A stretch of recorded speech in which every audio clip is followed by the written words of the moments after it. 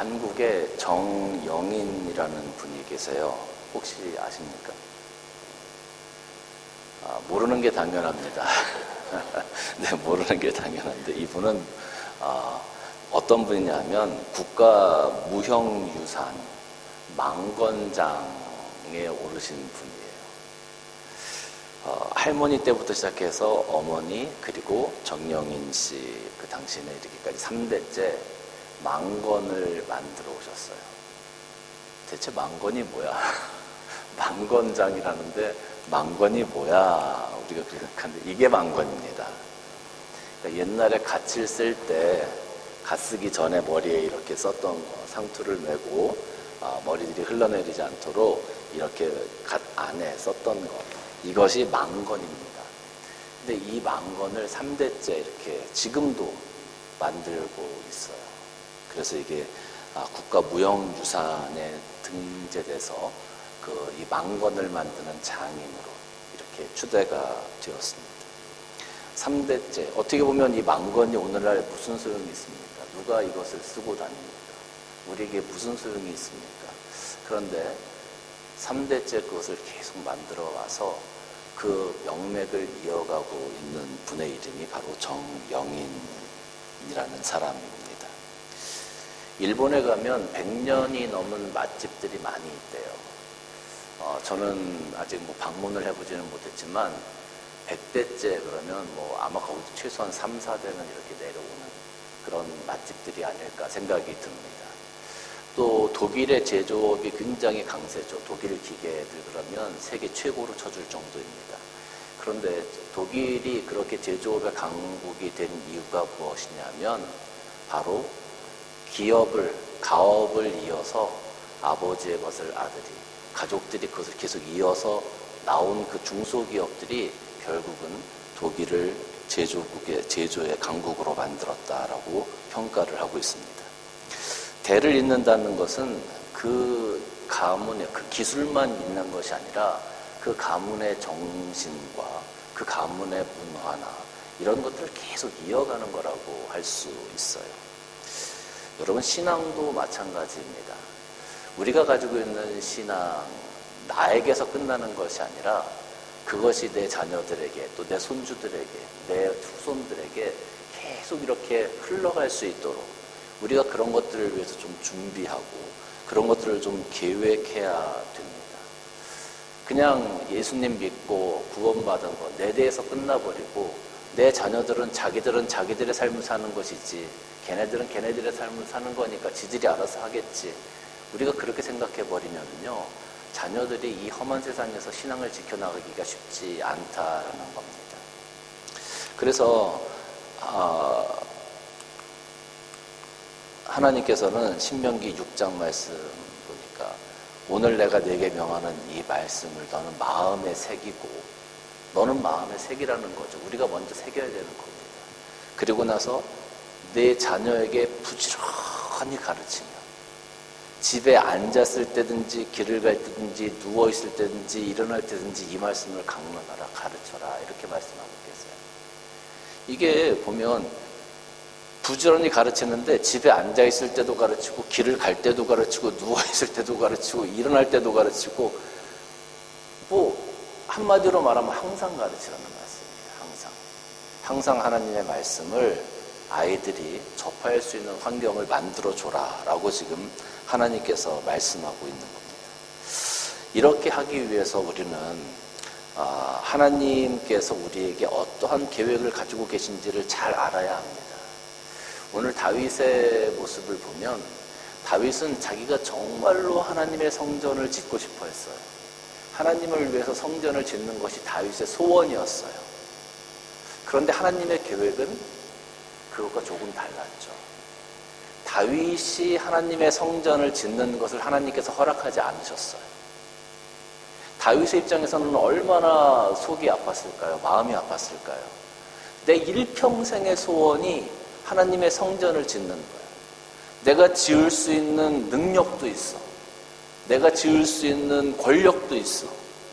그래서 내가 나를 이렇게 인도하시고 나를 축복하신 그 하나님을 위해서 성전을 짓는 것이 정말로 내 일생일대의 소원이었는데 하나님께서 그걸 허락하지 않으셨다라는 거예요.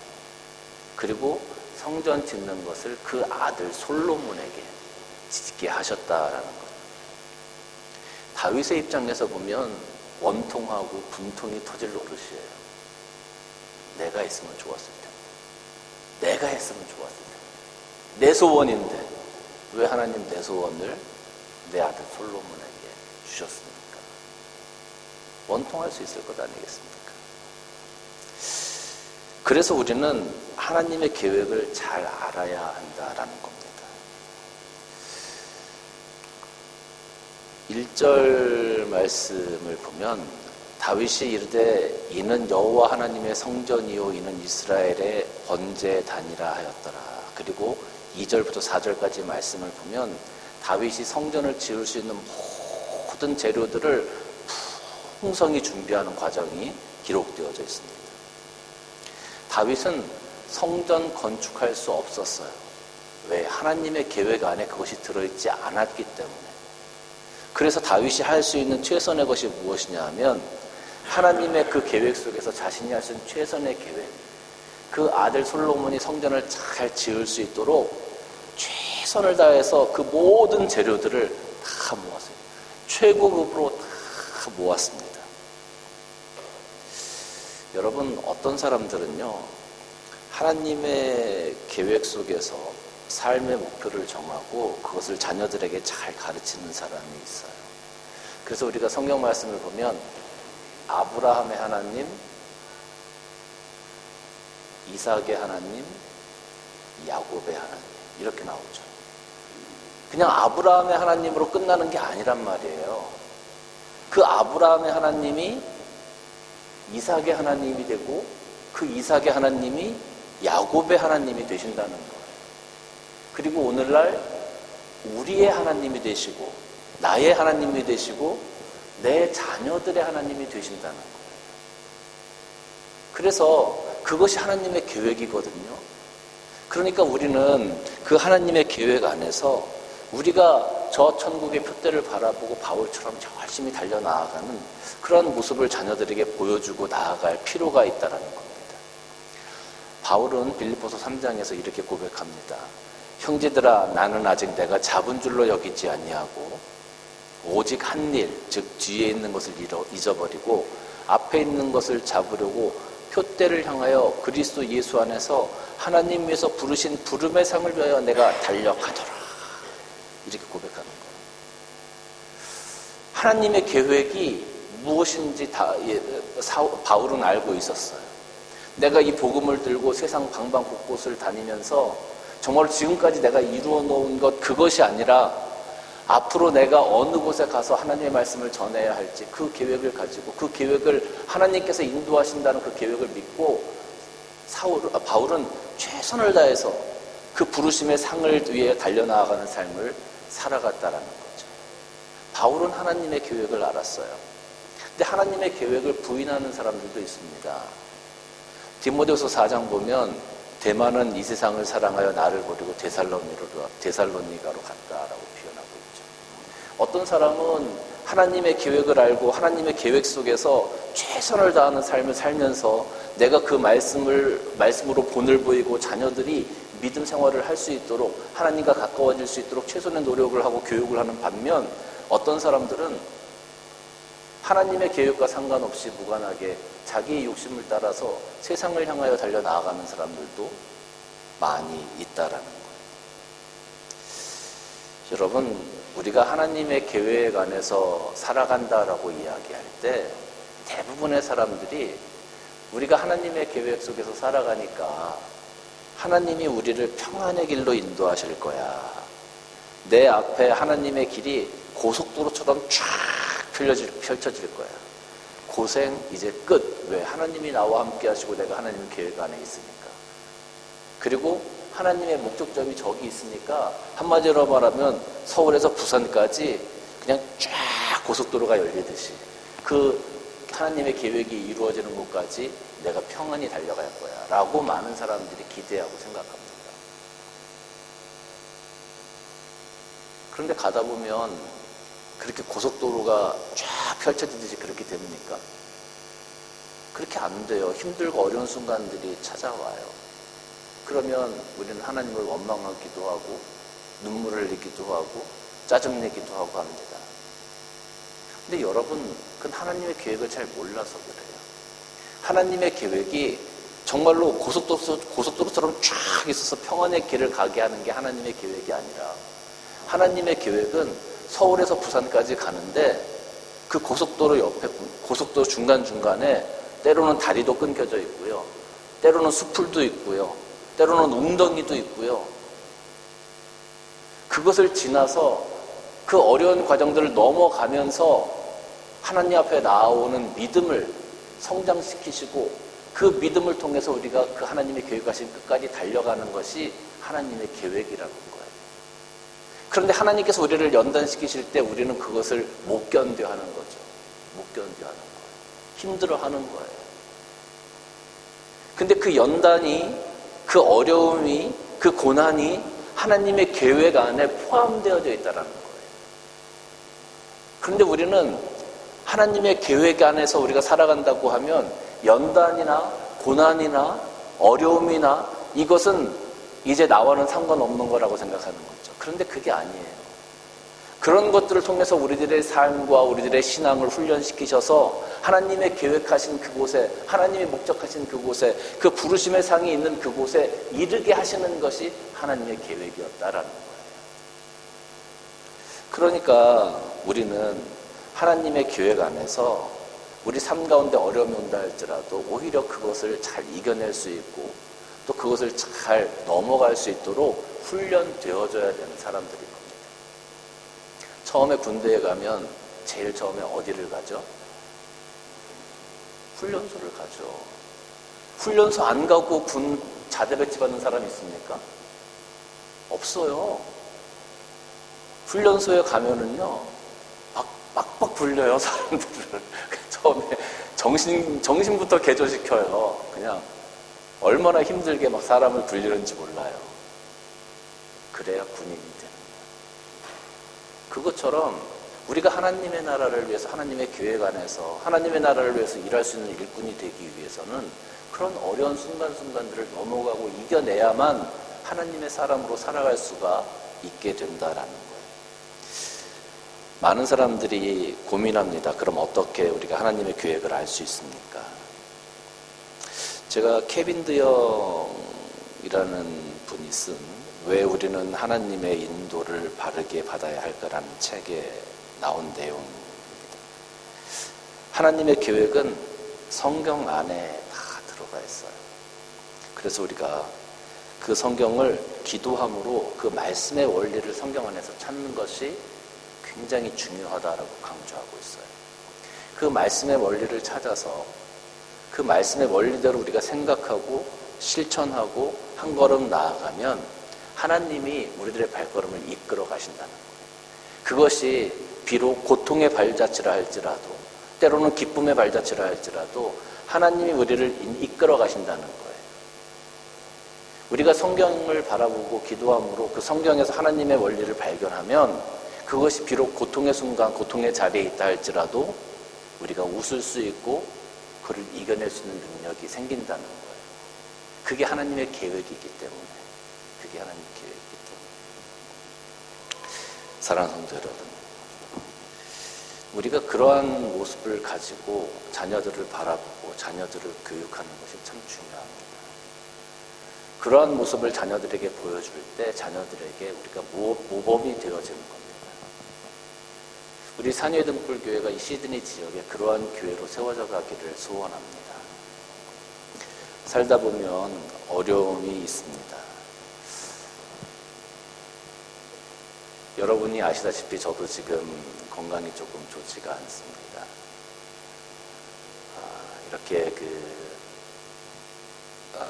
어세스먼트를 하고 나면 제가 보통 일반적인 사람들이 많이 가야 한 60% 정도 안에 들어가면 일반적인 사람들의 퍼센트라고 그래요. 그런데 지금 제 포인트는 99점 나와요. 그러니까 제가 지금 컨디션이 그만큼 안 좋다는 거죠. 0.5% 혹은 1% 정도에 속한 정도의 상황이 저의 상황입니다. 많은 분들이 제가 구강장애를 가지고 있습니다 이렇게 말씀하시고 그것 때문에 치료를 받아야 됩니다 라고 말씀하시는 그 정도의 상태는 제가 감히 그냥 제가 평가하건대 제가 느끼는 한 20-30% 정도의 그런 정도밖에 안 되는 거예요. 저도 사실 고민이 많이 있었습니다. 왜 하나님께서. 근데 저는 오늘 말씀을 준비하면서 그런 깨달음을 얻었습니다. 그래. 지금 내가 하나님의 계획하신 그 웅덩이를 지나가고 있구나. 지금은 잘 버텨야 된다. 제가 지난번에 여러분들에게 말씀드렸듯이 고난 가운데 우리가 잘 버텨야 됩니다라고 말씀드린 적이 있어요. 사실 요즘에 제가 이렇게 말씀을 증거하지만 제 스스로에게 말씀을 증거하는 그런 말씀들이 참 많아요. 이런 과정들을 통해서 이 고난의 시간이 지나가고 나면 더 성도들의 삶을 풍성하게 이해할 수 있는 목회자가 될 수 있지 않을까. 하나님께서 그런 계획을 가지시고 나를 그렇게 인도해 가시는 것으로 제가 오늘 기대하고 오늘 그렇게 버티며 지내고 있습니다. 사실 제가 이렇게 주일날 설교를 하는 것 자체가 제 컨디션에서는 거의 기적과 같은 일입니다. 하나님께서 힘을 주셔서 이렇게 할 수 있음이 얼마나 감사한지 모르고 또 하나님의 계획하심을 바라보면서 지금은 힘들지만 이 깊은 웅덩이에서 기어 올라오는 것이 너무나 힘들고 올라오고 싶어도 올라올 힘이 없고 올라오려고 해도 자꾸 미끄러져 내려가는 그런 상황이지만 그런데 하나님께서 반드시 내 손을 붙잡고 일으켜 올려 세워주실 것을 믿고 또 그것이 하나님 계획 안에 있다라는 것을 저는 오늘 여러분들 앞에서 고백합니다. 여러분, 하나님의 계획을 잊지 마십시오. 여러분들을 향한 하나님의 계획이 있습니다. 지금 힘들고 어렵죠. 경제적으로도 또 상황적으로도 건강적으로도 어려울 수 있습니다. 그러나 그것이 하나님의 계획 안에 있는 겁니다. 그 시간들을 이 웅덩이를 지나고 나면 또 다른 시냇가가 나올지 몰라요. 또 그 시내를 지나고 나면 숲이 나올지 몰라요. 그러나 그 숲을 지나가야만 하나님이 우리에게 원하시는 곳까지 그 결승선까지 갈 수 있는 겁니다. 그렇게 우리가 성장해 가고 그렇게 하나님의 사람이 되어져 가는 겁니다.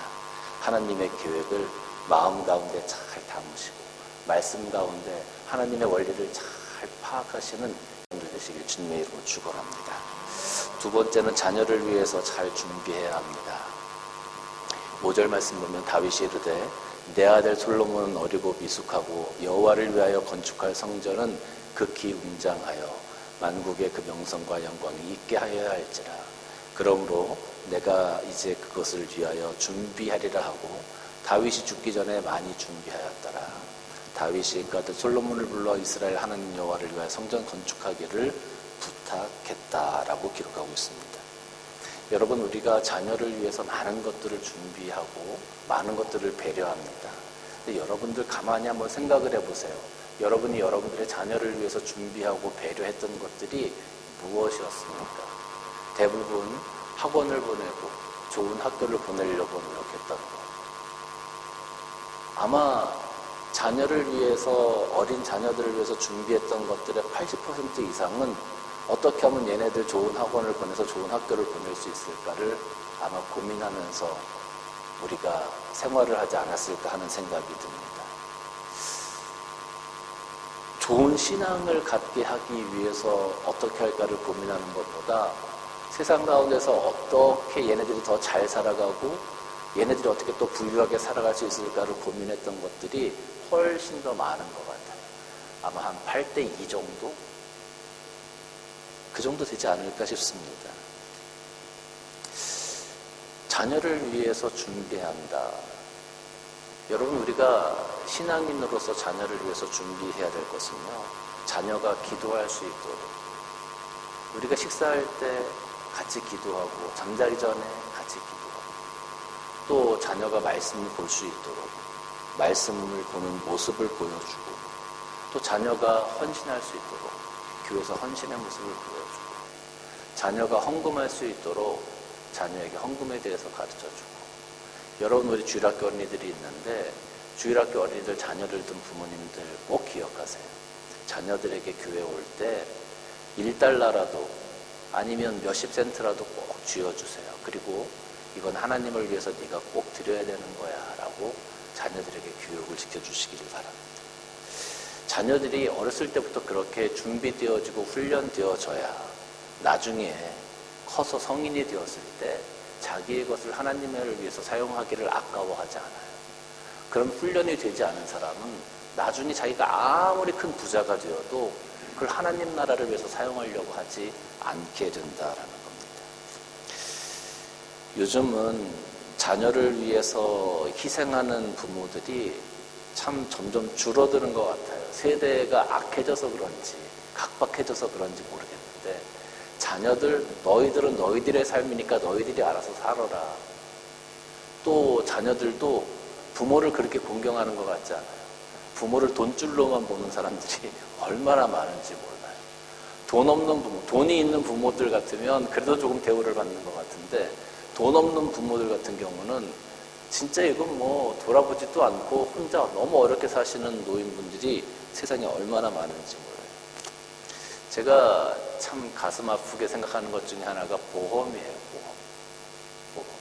예전에는요, 우리가 보험을 들 때 왜 보험을 들었습니까? 혹시 나한테 무슨 일이 생겨서 내가 죽으면 나머지 가족들 어떻게 해? 그 가족들 그래도 이 보험금이라도 타면 그거 가지고 좀 어떻게 생활할 수 있도록, 우리가 그런 마음으로 보험을 들었단 말이에요, 옛날에는. 근데 요즘은 보험을 왜 듭니까? 어떻게, 무슨 생각으로 듭니까? 나 죽고 난 다음에 보험금 돈 나오면 무슨 소용이 있어. 내가 살아있을 때 내가 누리고, 내가 좀 잘 치료받고, 내가 잘 생활할 수 있도록 그렇게 해서 보험을 들어야지. 나 죽고 난 다음에 돈 나오면 뭐 누구 좋으라고. 지금은 생각이 그렇게 변했어요. 보험 설계사들도 다 그렇게 설명을 해요.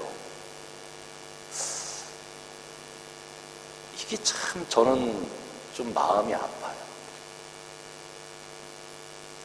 같은 가족이지만, 자녀지만, 부모지만, 그 부모를 생각하고 자녀를 생각하는 마음이 옛날 같지 않은 것 같아요. 옛날에는 가난했어도 우리가 행복했던 것 같아요. 근데 지금은 부유한 삶을 살아도 행복하지 않은 것 같아요. 그런 이기적인 모습 중에 하나가 저는 출산율의 저하라고 생각합니다. 왜 결혼해서 아이를 낳지 않습니까? 이렇게 물어보면 뭐 경제적인 이유, 뭐 이런저런 이유, 뭐 가난에 대물림이 싫고 어쩌고 여러 가지가 나옵니다. 그런데 그 모든 말들의 핵심을 잘 모아보면 결국에는 뭐냐 하면 내가 힘드니까, 내가 경제적으로 힘들고, 내가 정신적으로 힘들고, 내가 시간적으로 힘드니까 자녀를 낳지 않겠다는 거예요. 점점 이기적인 사회, 이기적인 가정이 되어져 가는 것 같습니다. 다윗은 자기가 정말로 이루고 싶었던 하나님 성전의 꿈을 아들에게 양보하면서 그 아들이 어리고 미숙했기 때문에 그 아들을 위해서 자기가 할 수 있는 최선의 것을 준비하고 예비해 놓았습니다. 이런 사랑이 오늘날 우리 가정에도 좀 필요한 것 같아요. 자녀들을 위해서 여러분 세상적인 것을 준비하는 것도 굉장히 중요합니다. 그러나 정말 이 자녀가 하나님을 향한 믿음을 가질 수 있도록 믿음의 본을 보여주는 것이 사실은 더 중요합니다. 제가 아까도 말씀드렸지만 아브라함의 하나님이 이삭의 하나님이 되고 야곱의 하나님이 되고 오늘 나의 하나님이 되고 내 아들, 딸의 하나님이 될 수 있도록 이삭의 하나님, 아브라함의 하나님, 이삭의 하나님 거기서 딱 끊겼어 봐. 이게 얼마나 불행하겠어요. 근데 그 하나님이 오늘 나의 하나님이 되어지고 우리가 신앙 안에 있으니까 또 내 자녀의 하나님이 되어진다면 그것이 축복의 길이 아니고 무엇이겠느냐라는 겁니다. 사랑하는 성도 여러분, 자녀를 위해서 많이 기도해야 합니다. 잠언 22장 6절 말씀 보면 마땅히 행할 길로 아이를 가르치라. 그는 늙어도 그것을 떠나지 아니하리라 그랬습니다. 우리 속담에도 3살 버릇이 80까지 간다 그러죠.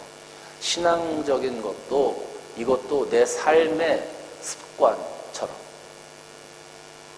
아무 생각 없이 습관처럼 한다는 소리가 아니라 그런 어떤 삶의 형태를 가지고 주 앞에 매일 진심으로 나올 수 있도록 우리가 자녀들을 교육하는 것이 참 중요하다라는 겁니다.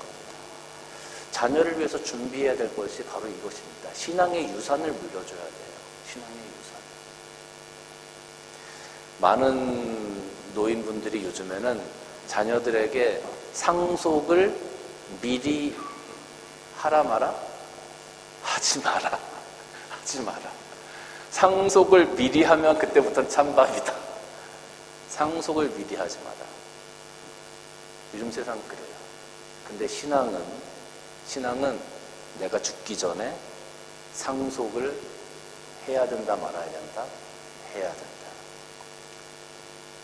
세상 사람과 우리가 살아가는 방식이 이렇게 다른 겁니다. 하나님께서 기뻐하시는 그 신앙의 대물림이 되어지기 위해서 내가 살아있을 때 내 자녀들이 하나님의 마음에 드는 하나님을 사랑하는 사람이 될 수 있도록 여러분 최선을 다하시길 주님의 이름으로 축원합니다. 마지막으로 3번째는 꼭 내가 좋은 결과를 만들지 않아도 된다라는 겁니다. 7절과 8절 말씀 보면 다윗이 솔로몬에게 이르되 내 아들아 나는 내 하나님 여호와 이름을 위하여 성전을 건축할 마음이 있었다. 이게 내 소원이었다. 나 정말 하나님의 성전 건축하고 싶었다. 그런데 여호와의 말씀이 내게 임하여 이르시되 너는 피를 심히 많이 흘렸고 크게 전쟁하였으니 내가 내 앞에서 땅에 피를 많이 흘렸은즉 내 이름을 위하여 성전을 건축하지 못할 것이다. 너 전쟁도 많이 하고 네 손에 피도 많이 묻혔으니까 그런 모습 가지고 내 성전을 건축하는 거 내가 원치 않는다. 하나님께서 그걸 막으시는 거예요. 정말로 원했던 소원이지만 하나님께서 say no 하신 거예요. 많은 사람들이 신앙생활 하면서 내가 정말로 간절하고 바라는 소원의 기도를 가지고 하나님 앞에 나아갔을 때 하나님께서 say no 하십니다. 하나님 어떻게 저한테 그럴 수 있습니까? 내가 하나님한테 한 게 얼만데 왜 저한테 이런 고난을 주십니까? 라고 그렇게 항변할 거예요. 근데 다윗은 하나님께서 말씀하실 때 그것에 순종해서 정말로 그래요. 정말로 내 소원이었고 내가 정말로 하고 싶었던 거지만 그걸 내려놓고 아들에게 양보했어요. 근데 대부분의 사람들은 말이죠. 누구나 성공하고 싶고 누구나 어떤 결과를 만들고 싶어 해요. 누가? 내가 내 사업체를 키워서 내가 이름 있는 CEO가 되고 싶고 내가 좀 잘나서 이 땅에서 좀 누리고 싶고 그런 열매를 따고 싶어 한단 말이죠. 그런 욕심들이 다 있어요. 그리고 내가 못하면 최소한 내가 살아있는 동안에 내 자식들이 잘 커서 의사 판검사 되고 이놈들이 잘 성장해서 높은 지위에 올라가는 걸 내가 내 두 눈으로 보고 싶어 한다는 거죠. 최소한 내가 이루지 못하면 내 자식 때라도 그렇게 이루는 걸 내가 꼭 보고 내가 죽어야지. 이렇게 생각하시는 분들이 참 많아요. 그러니까 자식들을 푸시할 수밖에 없는 거예요. 자식들을 계속 푸시해요. 감시하고 공부해야지. 지금 네가 이럴 시간이 있느냐? 애들이 뭐 다른 거 한다 그러면 야 그건 나중에 해도 되고 지금 이거 공부부터 해야지. 대부분의 사람들이 그런 마음을 가지고 살아가죠. 그런 사람들의 이 심리를 가만히 보면 자기가 세상의 중심인 것 같아. 내가 없으면 회사가 안 돌아가. 내가 없으면 교회가 안 돌아가. 내가 없으면 구역이 안 돌아가. 대부분 그런 마음들이 그 안에 있는 것 같더라고요. 꼭 열매를 보려고 하는 사람, 꼭 열매를 따고 싶은 사람, 꼭 인정받고 싶어 하는 사람. 그런데 우리가 믿음을 가지고 하나님 앞에 살아가는 사람들은요, 꼭 그 열매를 내가 만들지 않아도 괜찮습니다.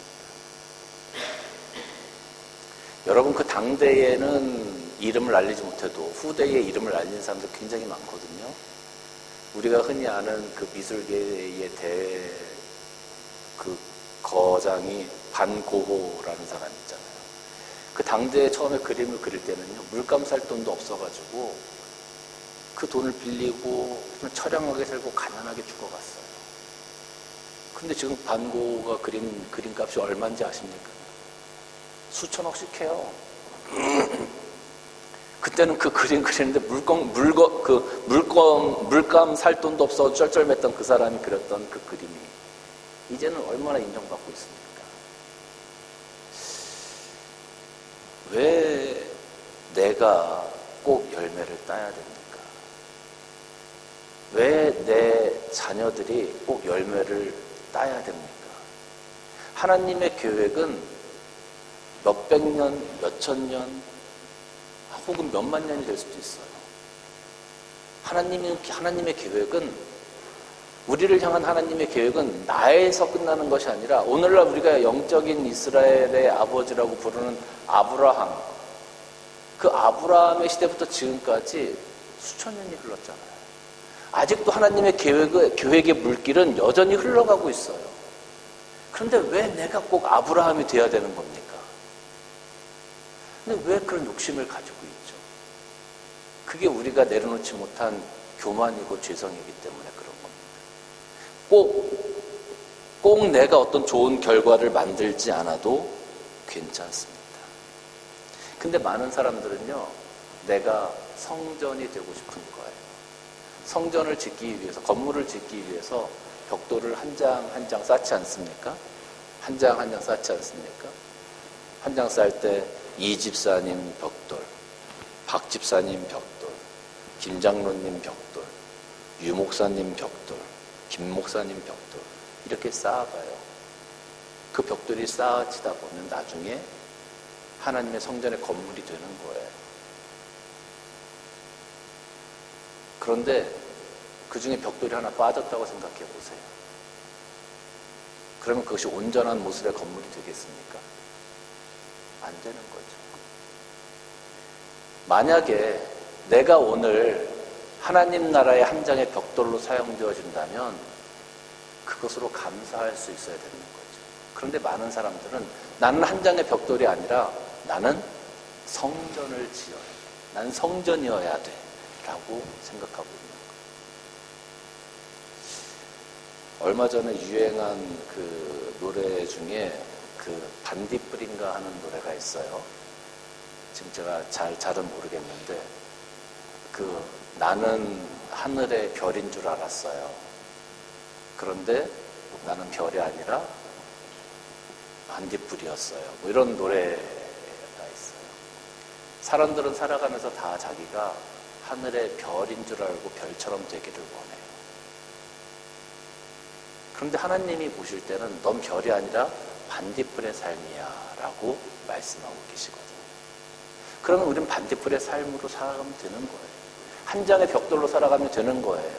하나님 나라를 위해서 사용되어지는 도구로 사용되어지면 되는 거예요. 내가 열매를 따지 않아도 괜찮다. 내가 하나님의 나라를 위해서 사용되어지는 도구라면 내가 어떤 결과를 보지 않아도 괜찮다. 여러분, 우리는 그런 마음으로 주님 앞에 서야 되는 겁니다. 그래야 나의 모든 것들을 드릴 수가 있어요.